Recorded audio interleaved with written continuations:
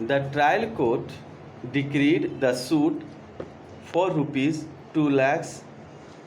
with proportionate cost and interest at the rate of 6% per annum from the date of the suit till realization. However, the division bench of the High Court allowed the appeal of the employer state government and dismissed the suit mainly on the ground that the plaintiff contractor had accepted the amount as per final bill under protest without disclosing any real grievance on merits,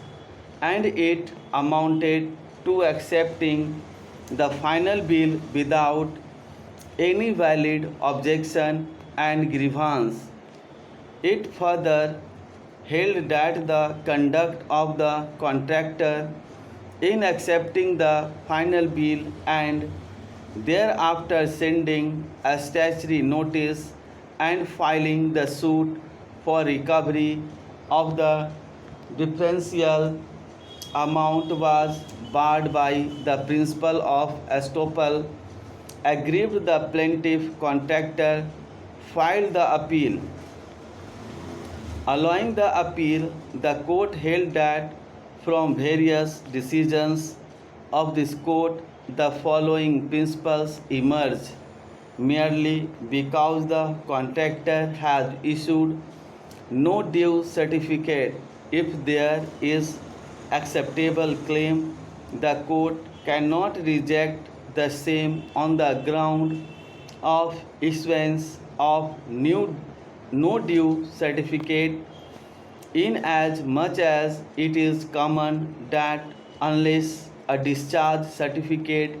is given in advance by the contractor, payment of bills are generally delayed.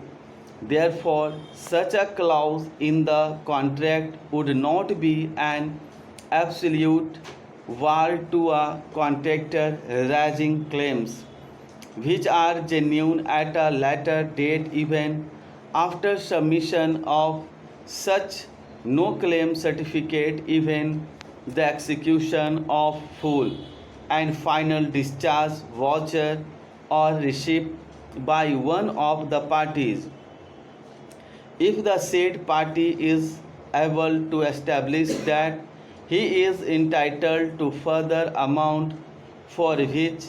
he is having adequate materials, he is not barred from claiming such amount merely because of acceptance of the final bill by mentioning without prejudice or by issuing no due certificate. In the instant case, it is true that when the final bill was submitted, the plaintiff had accepted the amount as mentioned in the final bill, but under protest. It is also the specific claims of the plaintiff that on the direction of the department it had performed additional work and therefore was entitled to additional amount or damages as per the terms of agreement. Merely because the plaintiff had accepted the final bill, it cannot be deprived of its right to claim damages if it had incurred additional amount and is able to prove the same by acceptable materials.